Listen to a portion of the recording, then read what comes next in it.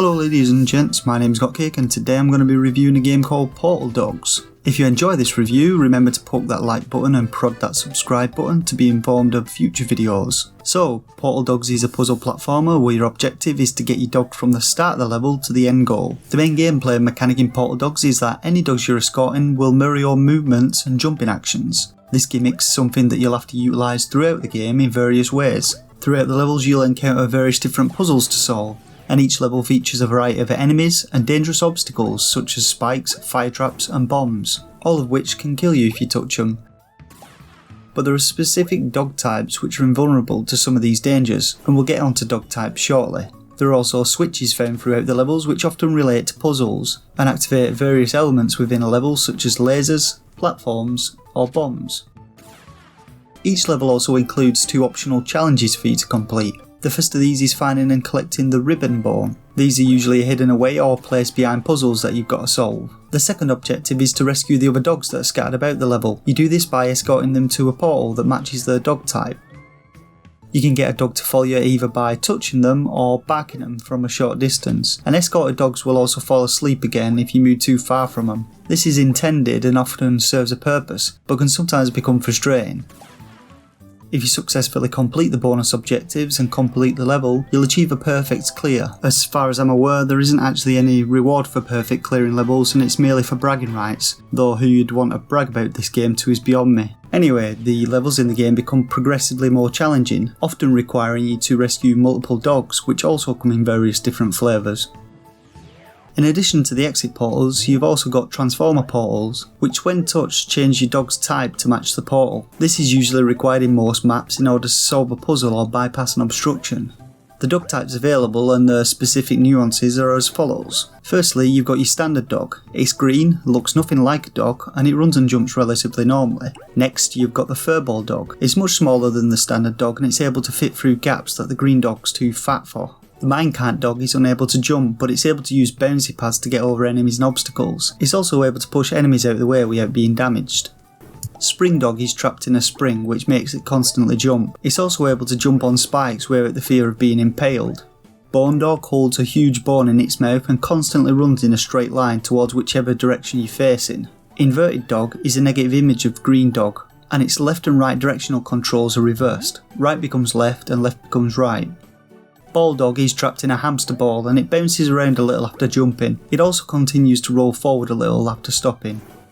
Fire dog, known in the game as Evil Dog, is a red version of the standard dog and is immune to fire. Both you and escorted dogs in each level can start as any of these dog types, and either of you will transform into a new dog type when touching the transformer portals. Often this is required in levels in order to match dogs with exit portals. In several levels you'll actually begin next to the exit portal but won't match the dog type shown on it. So you then got to navigate to a transformer somewhere in the level to change your dog type before returning to the exit portal.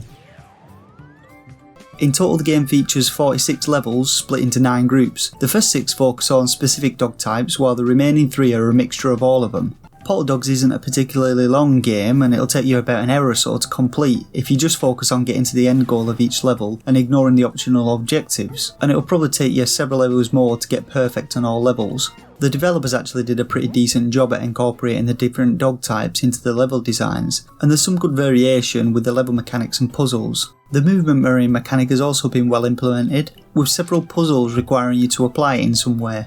So now let's turn for a second to the negative aspects of the game. To begin with, let's start with something that's instantly noticeable as soon as you start to play: the game's frame rate. The frame rate in this game is fucking atrocious. Considering the simplicity of the graphics in comparison to something like Skyrim or Breath of the Wild, you'd expect it to run smooth as butter, but it doesn't. And while the game is playable, it always just feels jittery, with more noticeable frame drops when there are a few extra sprites on screen. This issue becomes compounded when you pair it with my next gripe, the fiddly jumping mechanics. While platforming isn't too much of an issue and is generally alright, jumping onto springboards and smaller ledges becomes a bit of a pain due to it being oversensitive sometimes. It's also often unresponsive if you get too close to an edge before jumping, but I expect this is more down to the collision boxes on some platforms. Thirdly, let's turn our attention to the game's music. That fucking music is a constant happy loop that's far too loud, and you know what the best part is? You can't even turn it off. That's right, the game has no options menu, so you're forced to play through every level whilst listening to it, unless you purposefully perforate your eardrums, or something less extreme like just turning the sound off altogether. My final negative is with the game's menus. They're just poorly designed. Every time you make a selection, the whole menu disappears for a second or so before reappearing, and navigating them is a bag of dicks as well. For instance, in the map selection menu you can't just navigate from one of the maps to the back arrow. No, you've got to scroll all the way either to the top or the bottom before it highlights the arrow. And no, you can't just press the B button to go back. That just makes too much sense, and it's not something that was programmed into the game. So now we come to rating the game. Well, when I first played Portal Dogs to record gameplay footage, I wasn't very optimistic, but after seeing all the game has to offer, I've decided to award it 2 out of 5 stars. It does have a few issues, mainly in terms of the game's production quality, but it has some interesting and well thought out mechanics and level design that make it an okay platformer, which I'm sure young kids would enjoy. You can pick up the game right now on the Switch eStore at a price of £4.49. And with that, we've come to the end of this SOS review of Portal Dogs. I hope you all enjoyed the video. If you did, please drop it a like and consider subscribing to be notified of future videos. I've been Got Cake, and until next time, game on.